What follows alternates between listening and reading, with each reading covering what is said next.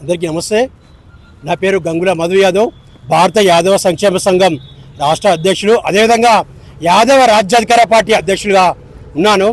ముఖ్యంగా ఈ గతంలో 2018లో కేసీఆర్ గారు కేటాయించిన కోకాపేట భవనాలు ఇంతవరకు రేవంత్ రెడ్డి ఎందుకు ఓపెన్ చేస్తలేడు? మా యాదవ భవనం పూర్తయింది, కట్టడం పూర్తయినా కూడా ఇంతవరకు కూడా ఓపెన్ చేస్తాడు. ఇందులో మతలాభం ఏంది? మీరు ఏం చేయాలనుకుంటారు ఇదని?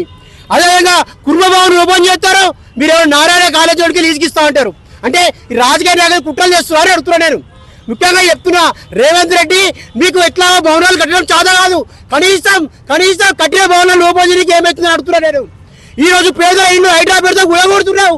ఇలా యాదవులకు బీసీ బిడ్డలు ఇలా చదువుకోనికి ఉన్నటువంటి హాస్టల్లోకి ఓపెన్ చేసుకునే పరిస్థితి ఉన్నటువంటి భవనాలు ఎందుకు ఓపెన్ చేస్తలేవు అని చెప్పేసి ఈ సందర్భంగా మేము డిమాండ్ చేస్తున్నాం.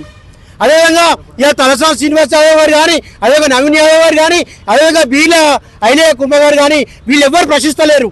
ఎందుకు మీరు లాలూచి పడుతున్నారు అని చెప్పి సందర్భంగా మేము అడుగుతున్నాం. ఇలా రేవంత్ రెడ్డి మేము అడుగుతున్నాం, మీరు జనాభా ప్రకారం బీసీలకు టికెట్లు ఇస్తామని చెప్పిర్రు, అలా ముంచిర్రు.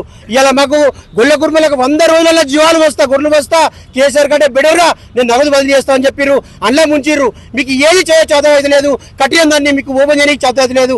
అదేవిధంగా కోకాపేట భవనంలో ఏదైతే ఉందో ఇలా రిజిస్ట్రేషన్ చేసుకున్నాను, మీకు అనుకూలంగా ఉండాలని రిజిస్ట్రేషన్ చేసుకొని ఈ రాష్ట్రంలో 33 జిల్లాలో ఉన్న అందరినీ ఈ సంఘంలో రిజిస్టర్ అంతా తీసుకోవాల్సింది పోయి మీకు అనుకూలంగా ఉన్న సంఘంలో ఉన్న వ్యక్తులను మీరు రిజిస్టర్ తీసుకొని దాంతో మీరు ఆట ఆడుతున్నారు అని చెప్పి ఈ సందర్భంగా మేము హెచ్చరిస్తున్నాం. ఖచ్చితంగా చెప్తున్నాం, మా కోకాపేటలో మా యాదవ్ ఓపెన్ కావాలి. ఇలా మా గొల్ల కుర్మలకు గొర్రెలు వస్తా అని చెప్పిండు, అది మంచిగా ఎమ్మెల్యే సీట్లు మంత్రి పదవి. ఎంత దౌర్భాగ్యం అంటే మా యాదవ్ ప్రజలు గమనించాలి. ఇప్పటి వరకు తెలంగాణలో, ఆంధ్రప్రదేశ్లో, ఉమ్మడి రాష్ట్రంలో తెలంగాణ వచ్చినాక కూడా యాదవ్ మంత్రి లేకుండా ఒక్క కేబినెట్ కూడా లేదు. ఈ రేవంత్ రెడ్డి ప్రభుత్వం ఎంత దరిద్రం అంటే యాదవ్లను బీసీల నిండా ముంచుతుండు. మా జనాభా లెక్కలు తక్కువ చూపిస్తుంది. ఇవాళ తెలంగాణ రాష్ట్రంలో ముదిరాల తర్వాత సెకండ్ రాష్ట్రం హైయెస్ట్గా ఉన్నది మా యాదవులు. అదే గొల్ల కుర్మలు కలిపితే యాదవ్లో తెలంగాణలో నెంబర్ 1 స్థానంలో ఉంటాం. అలాంటి గొల్ల కుర్మల యాదవులని మీరు ఓట్లు వేసే ఎంతగా చూస్తున్నారు తప్ప మా యొక్క అభివృద్ధి కోసం మీరు పట్టించుకుంటలేరు.